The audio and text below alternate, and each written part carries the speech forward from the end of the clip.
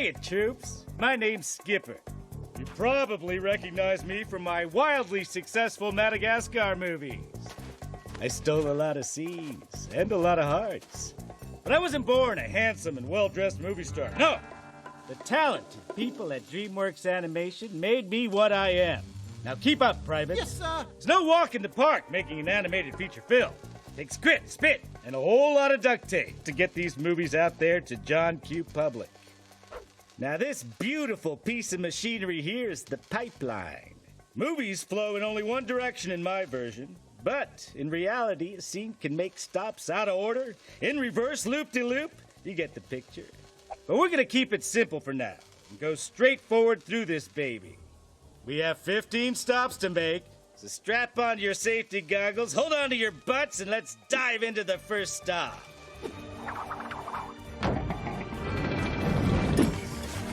Commence operation, make a movie. First up, story. Now, great movie ideas don't just jump into our laps. Some are completely original. Some come from children's books, comic strips, really just about anywhere.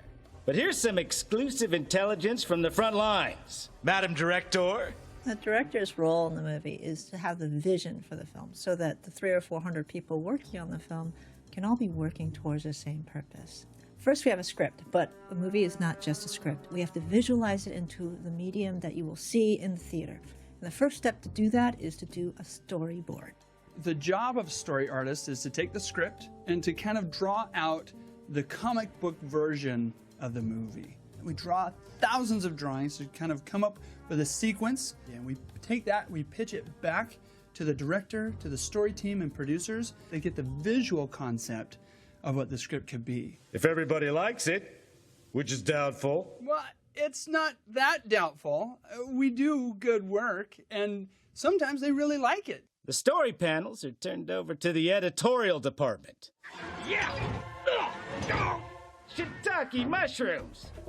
Editors cut the sketches together in a story reel, so the directors, producers, and executives can see a blueprint of the movie.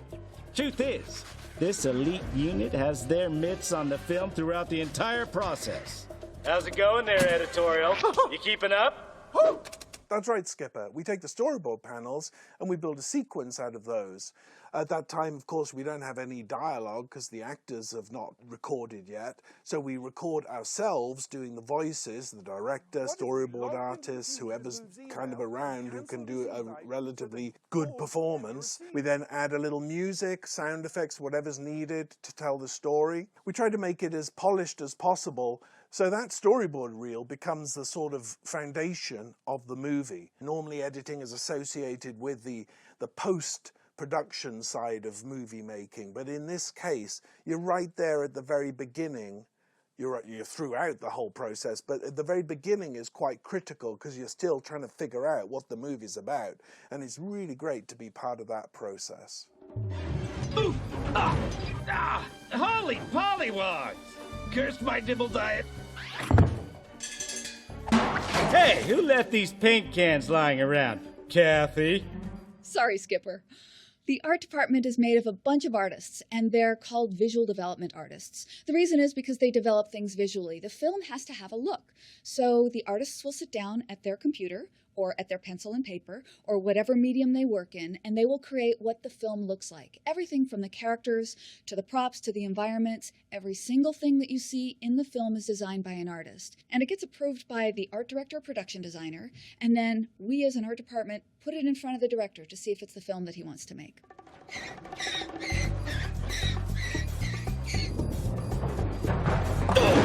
Now this, troops, is the modeling department. They have a tough job around here. Tougher than making a soup sandwich. Tell them what you do, Brian. Modeling, we basically build all the characters, the environments, the props. Everything you see in a film, it has to be built. It has to be created. We receive two-dimensional artwork from the art department, and it's our job to bring it into the third dimension, to give it volume.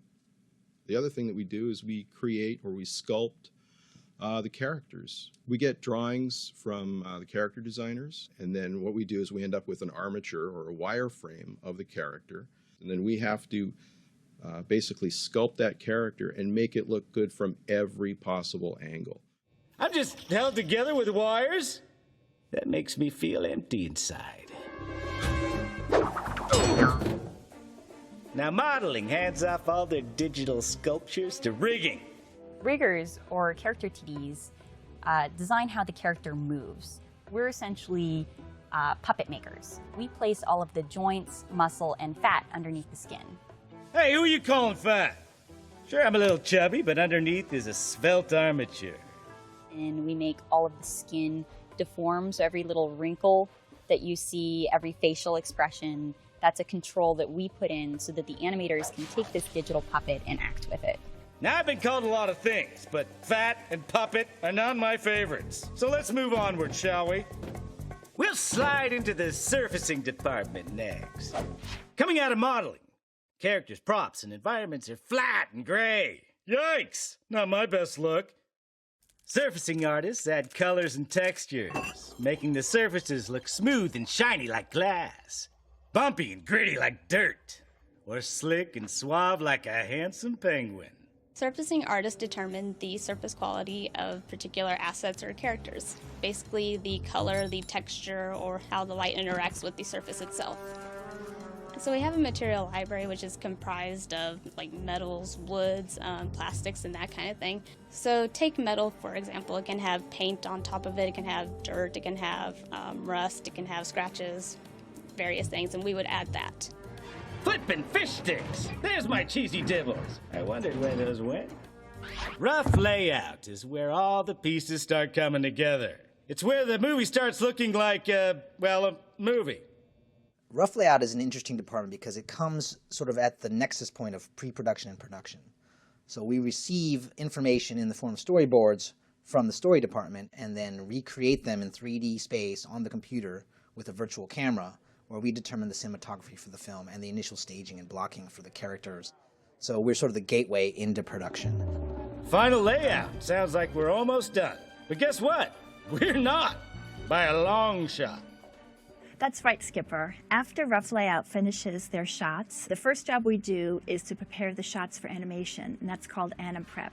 We'll create a master shot, replacing all the simplified characters and geometry with a higher res version that other departments have created. And we'll prepare that for animation by placing in the character in a start position, and animation will take that scene and animate it. Then the shot will come back to us and we'll do final set dressing. We also do a stereo pass where we'll set the stereo for the left and the right eye. We are preparing the final composition. We look for opportunities to try to have it an immersive experience and to draw in the audience. The character animators start bringing the characters to life. So in traditional animation, we used to draw all the keyframes of the character, and then that would get played back at 24 frames per second. So nowadays, we don't really draw that much anymore. We really just kind of pose out the character using this CG puppet. There's sometimes 3,000 controls in one character. With the dragons on How to Train Your Dragon, we had 5,000 to 6,000 controls. Animation is basically like, if you were to compare it to live action filmmaking, we're kind of like the actors. So we'll look at reference online, we'll shoot reference in the acting room, and then we'll import that a lot of times into our software, and we'll use that to start animating. We try to bring the personality and the performance to the characters, and we figure out how they walk, how they talk, how they move. Now remember, that elite unit editorial has been keeping the movie together this whole time. How's it going there, editorial? You keeping up? Yes, Skipper! Tight fit. Oh, I wish I didn't find those cheesy devils. Someone slimmed down my wireframe. The crowds department is in charge of the extras of the film. That's right, Skipper. Ideally, an animator in the animation department would be able to animate all the characters on screen. But if there's just too many to handle, then that becomes property of the crowd department, because there's just no way that one human can animate all those things. So we'll try and achieve the performance that the director wants through automated ways. We'll create just a few little animations that can be applied en masse to a whole bunch of characters. Walking, talking, buying a hot dog, whatever actions we need for a particular scene. And then we'll take all those actions and put them together with a brain, like a robot brain that decides what actions to use when. And in the end, we can achieve a performance that looks like a crowd doing a multitude of different actions. Character effects are all the things on a character's body that need movement and style. The character effects department is responsible for everything that's moving on a character that is not the character animation itself. We do clothing simulation, hair dynamics, fur interaction, prop animation, anything that characters are interacting with. If we need to put the squish in a character's fingers when they interact with the object, if they sit on a couch and the cushions underneath them need to bulge and deform, that's character effects. Time for effects. The fun stuff. Explosions, demolitions, massive wreckage and destruction. The kids love it. Whoa, whoa, whoa. It's not just explosions and demolitions. We do a ton of different things. We, at effects, have to pay attention to all the little details that you take for granted in live action. So little things like footprints or leaves rustling in the wind, we actually make those happen. And it's not just that. When you have dragons or fairies changing color, we come up with techniques to do things that nobody has seen before on screen. The other end is make sure that the fire or the smoke looks just right. So we are the general problem solvers of the production pipeline. In other words, we get nothing for free. Hoover damage. The pipe has sprung a leak. Kowalski.